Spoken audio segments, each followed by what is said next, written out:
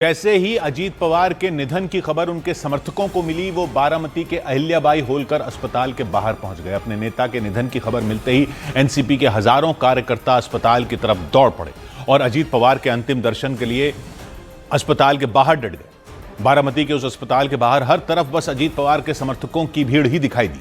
अस्पताल के गेट से लेकर अंदर जाने वाले रास्ते तक, छतों पर, रेलिंग पर, सीढ़ियों पर, हर तरफ बस लोगों का हुजूम दिखाई दिया। इतनी ज्यादा भीड़ इकट्ठा हो गई कि पुलिस कर्मियों को उन्हें संभालने में मुश्किलों का सामना करना पड़ा। कई घंटों तक भीड़ में मौजूद लोग अस्पताल के बाहर खड़े रहे, अजीत पवार के शव का इंतजार करते रहे। इस दौरान अजीत पवार के समर्थकों को पुलिस वालों ने जमीन पर बैठने के लिए कह दिया, लेकिन पुलिस की अपील के बाद भी अजीत पवार के समर्थक अस्पताल के बाहर खड़े रहे। हालांकि पुलिस के बार बार कहने पर वो जमीन पर बैठकर अजीत पवार के अंतिम दर्शन का इंतजार करते दिखे। इस दौरान अपने नेता के निधन पर एनसीपी की एक महिला कार्यकर्ता तो बिलक बिलक कर रोती दिखी। अस्पताल के बाहर पहुंचे एक व्यक्ति ने अजीत पवार के निधन को पूरे महाराष्ट्र के लिए बड़ी क्षति बताया। आज संपूर्ण महाराष्ट्राला खूप असं दुःख झालं आहे। कोणाला विश्वास न बसणारी गोष्ट आहे। आज संपूर्ण महाराष्ट्राला दादा सोडून गेले, ह्यामुळे महाराष्ट्रावर पूर्ण शोकाकाळ आहे। थोड़ी देर में पवार परिवार के सदस्यों का अस्पताल पहुंचने का सिलसिला शुरू हो गया। शरद पवार के पोते रोहित पवार जैसे ही अस्पताल पहुंचे, वहां चीख पुकार मच गई।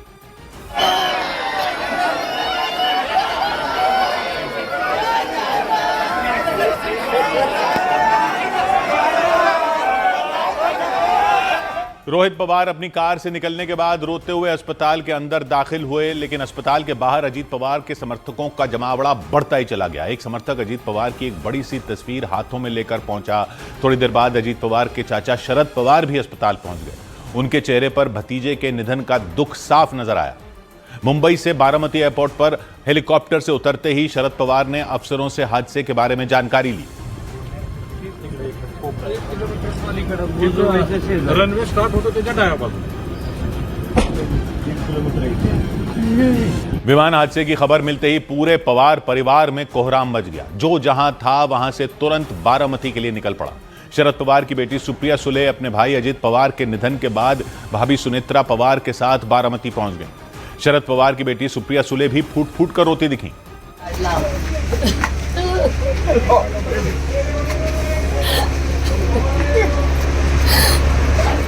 भाई के निधन के बाद उनकी आंखों से निकल रहे आंसू थमने का नाम ही नहीं ले रहे थे और कभी वो खुद को संभालती दिखी तो कभी अपनी भाभी यानी अजीत पवार की पत्नी सुनेत्रा पवार को संभालती दिखी। अजीत पवार के निधन की खबर से पूरे महाराष्ट्र में शोक की लहर दौड़ गई। महाराष्ट्र के लातूर जिले में मौजूद महाराष्ट्र सरकार में मंत्री बाबा साहेब पाटिल और एनसीपी नेता विक्रम काले को जैसे ही इस हादसे के बारे में जानकारी मिली, वो टूट गए। दोनों नेता भावुक होकर एक दूसरे से लिपट कर फूट फूट कर रोते दिखे। आपला नेता गेला पाटील पोरगा गेला।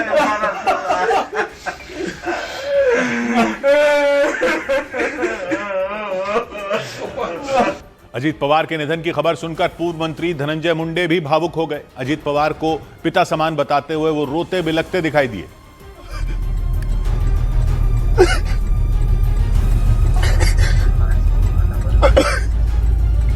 सुबह हुए विमान हादसे की दुखद खबर मिलने के बाद बारामती में पूरे महाराष्ट्र से नेताओं का जमावड़ा लग गया। महाराष्ट्र के सीएम देवेंद्र फडणवीस भी बारामती पहुंच गए। उनके साथ महाराष्ट्र के गवर्नर आचार्य देवव्रत भी पहुंचे। अजीत पवार के निधन की खबर मिलते ही पूरे पवार परिवार पर दुखों का पहाड़ टूट पड़ा। हादसे की खबर मिलते ही अजीत पवार के भतीजे युगेंद्र पवार बेहद भावुक नजर आए और फोन पर किसी से बात करते हुए वो अपने आंसू ही नहीं रोक पाए।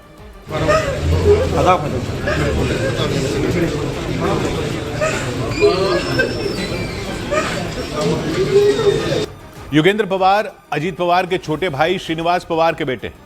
महाराष्ट्र विधानसभा चुनाव में एनसीपी शरद पवार गुट ने युगेंद्र पवार को अजीत पवार के खिलाफ बारामती विधानसभा सीट से चुनावी मैदान में उतारा था, लेकिन चाचा अजीत पवार ने भतीजे युगेंद्र को हरा दिया था। अजीत पवार के निधन की जानकारी मिलते ही शरद पवार गुट के नेता अनिल देशमुख भी फूट फूट कर रोते दिखे। इधर महाराष्ट्र के उप मुख्यमंत्री अजीत पवार के निधन पर प्रधानमंत्री नरेंद्र मोदी ने शोक जताया और उनके परिवार के प्रति संवेदना व्यक्त की। दिल्ली के करियप्पा ग्राउंड में एनसीसी रैली को संबोधित करते हुए उन्होंने अजीत पवार को याद किया। पीएम ने महाराष्ट्र और देश के विकास में उनके योगदान का जिक्र किया और उनकी सराहना की। इसके साथ ही उन्होंने अजीत पवार को समाज के लिए एक समर्पित नेता बताया और उन्हें श्रद्धांजलि दी। अजीत दादा ने महाराष्ट्र और देश के विकास में अपना बड़ा योगदान दिया है। विशेष रूप से गांवों के जीवन को बेहतर बनाने के लिए उन्होंने हमेशा आगे बढ़कर काम किया। और इस सब के बीच बारामती में एयरपोर्ट पर आईएलएस यानी इंस्ट्रूमेंट लैंडिंग सिस्टम के न होने को हादसे की सबसे बड़ी वजह माना गया। यह उपकरण रेडियो सिग्नल भेजता है जो विमान को खराब मौसम, कोहरे, बारिश या साफ न दिखाई देने पर भी सुरक्षित तरीके से रनवे पर उतरने में मदद करता है।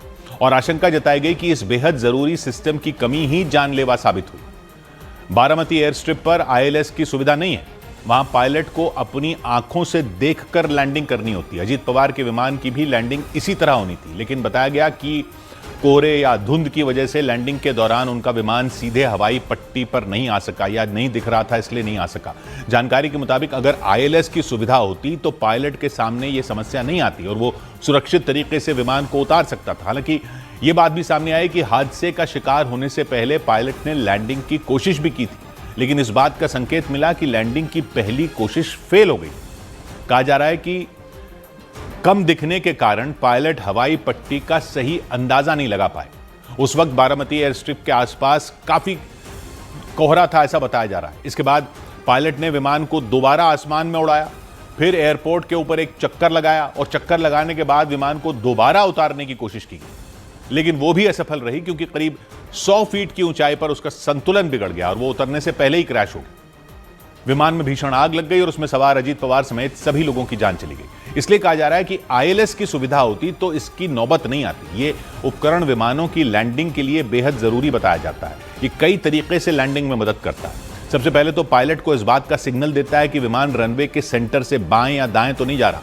मतलब अगर विमान रनवे से थोड़ा भी इधर उधर हो तो वो पायलट को रनवे के बीच में आने का इशारा करता है ताकि लैंडिंग में कोई दिक्कत ना हो। इसके अलावा आईएलएस ये भी बताता है कि विमान सही एंगल से नीचे यानी रनवे की तरफ आ रहा है या नहीं, क्योंकि अगर विमान ज्यादा तेजी से नीचे आ जाए तो खतरनाक साबित हो सकता है और अगर बहुत ऊपर हुआ तो रनवे को पार कर सकता है। यही नहीं, आईएलएस से पायलट को यह भी पता चलता है कि रनवे कितनी दूर है। और महाराष्ट्र के बारामती में मौजूद एयर स्ट्रिप पर जहां यह हादसा हुआ वहां टेबल टॉप हवाई पट्टी है। टेबल टॉप वो रनवे होता है जो चारों तरफ गहरी घाटी या ढलान से घिरा होता है। ये देखने में टेबल की तरह ऊपर उठा हुआ लगता है।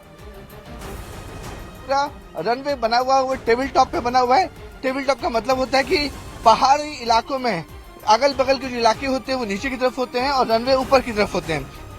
आमतौर पर एयरपोर्ट के चारों तरफ की जमीन समतल होती है, लेकिन कुछ ऐसी जगहों पर भी एयर स्ट्रिप बनाई जाती हैं जहां की जमीन ऐसी नहीं होती। बारामती की एयर स्ट्रिप भी उनमें शामिल है और उसमें उसके चारों तरफ गहरी ढलान है। इस तरह के रनवे पर पायलट को बेहद सावधानी से विमान की लैंडिंग करानी पड़ती क्योंकि वहां जरा सी भी गलती की गुंजाइश नहीं रहती।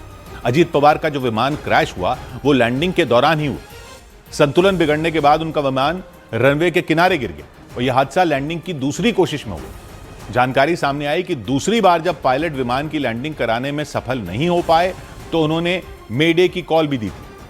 हालांकि दी थी या नहीं दी थी वो अभी जानकारी आनी है, लेकिन अभी पता चल रहा है कि मेडे की कॉल गई थी और उन्होंने फौरन मदद मांगी थी। आमतौर पर विमान के पायलट से मेडे कॉल मिलते ही एयर ट्रैफिक कंट्रोल से लेकर राहत और बचाव से जुड़ी सारी एजेंसियों तक एक साथ अलर्ट भेज दिया जाता है। जब किसी भी विमान में संकट आता है या वो क्रैश होने वाला होता है तो पायलट 3 बार मेडे शब्द का इस्तेमाल करता है, एक साथ करते हैं, मेडे मेडे मेडे।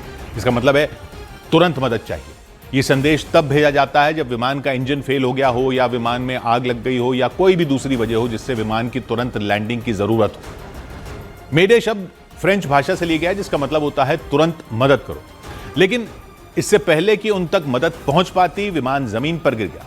हादसा रनवे के नजदीक हुआ। हवाई पट्टी के किनारे ढलान पर काफी दूर तक विमान का मलबा बिखरा दिखा। विमान के तो परखचे उड़ गए।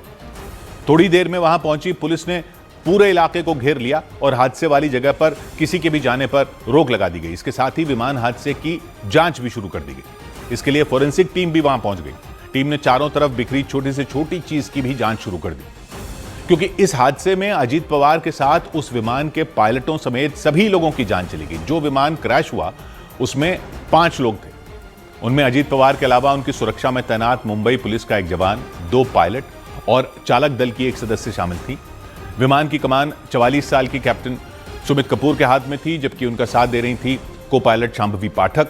दोनों ही दिल्ली के रहने वाले बताए गए। जिस विमान की क्रैश लैंडिंग हुई उसे चलाने वाली कंपनी VSR एविएशन के मालिक विजय कुमार सिंह ने बताया कि दोनों ही पायलट अपने काम में माहिर थे। Very experienced pilot, more than 16,000 hours of experience, very seasoned. The co-pilot was also 15,000 hours. Sorry, 1,500 hours. Vijay Kumar Singh के मुताबिक विमान के मुख्य पायलट सुमित कपूर को लंबी उड़ानों का अनुभव था और वो कई एयरलाइनों में काम कर चुके थे, जबकि 25 साल की को पायलट शांभवी पाठक को भी बेहद तेज तर्रार युवा पायलट बताया गया। जानकारी के मुताबिक शांभवी की शुरुआती पढ़ाई दिल्ली में हुई थी। बाद में उन्होंने मुंबई यूनिवर्सिटी से एरोनॉटिकल साइंस में BSc की पढ़ाई की थी। इसके बाद 2018 से 2019 के बीच वो पायलट बनने की ट्रेनिंग लेने के लिए न्यूजीलैंड चली गई। बताया गया कि शांभवी पाठक ने वहां विमानों को उड़ाना सीखा था और कमर्शियल पायलट का लाइसेंस हासिल कर लिया था। जानकारी के मुताबिक भारत लौटने पर अपने करियर की शुरुआत में वो मध्य प्रदेश फ्लाइंग क्लब से जुड़ी थी। फिर साल 2021 में VSR एविएशन से जुड़ गई थी। और शांभवी पाठक की मौत की जानकारी जब उनकी दादी को मिली तो उनकी आंखों में आंसू आ गए। शांभवी का परिवार मूल रूप से मध्य प्रदेश के ग्वालियर का रहने वाला है, जबकि वो माता पिता के साथ दिल्ली में रहती थी। ग्वालियर में रह रही शांभवी की दादी ने बताया कि उनकी पोती एक रोज पहले ही मुंबई गई थी। वो शांभवी को प्यार से चीनी बुलाती हैं। कल ही रात को शांभवी के पापा ने से मैं पूछती रहती थी कहाँ हो तुम, कहाँ फ्लाई कर रहे हो तुम, वो कहाँ है, चीनी कहाँ है, तो उन्होंने कहा वो चीनी कल मुंबई चली गई है। शांभवी अपनी दादी को दद्दा बुलाती थी और हादसे से कुछ देर पहले ही उन्होंने दादी को व्हाट्सएप पर गुड मॉर्निंग का मैसेज भेजा था। बताया गया कि इसके कुछ देर बाद वो विमान में उड़ान के लिए पहुंची और फिर हादसे का शिकार हो गई। शांभवी के पिता भी एयरफोर्स में पायलट थे। यही वजह रही कि उन्हें बचपन से ही विमानों से लगाव था और इसीलिए उन्होंने पायलट बनने का फैसला लिया था। शांभवी पाठक को 15,000 घंटे से ज्यादा देर तक विमान उड़ाने का अनुभव था और वो बेहद होनहार पायलट मानी जाती थी। VSR एविएशन के मालिक ने बताया कि हादसे का शिकार हुए विमान के दोनों ही पायलटों से उनका गहरा लगाव था। Sumit Kapoor was a very good friend of mine, very good friend of mine. He was a brother to me. His son is also a pilot with us. Captain Shambhavi was a daughter to me. She was a child to me. And both of them were extremely good human beings, extremely good pilots. बताया गया कि हादसे से पहले दोनों पायलटों ने विमान को सुरक्षित उतारने के लिए हर संभव कोशिश की थी, लेकिन वो सफल नहीं हो पाए और प्लेन क्रैश में महाराष्ट्र के डिप्टी CM अजीत पवार के साथ दोनों पायलटों की भी जान चली गई।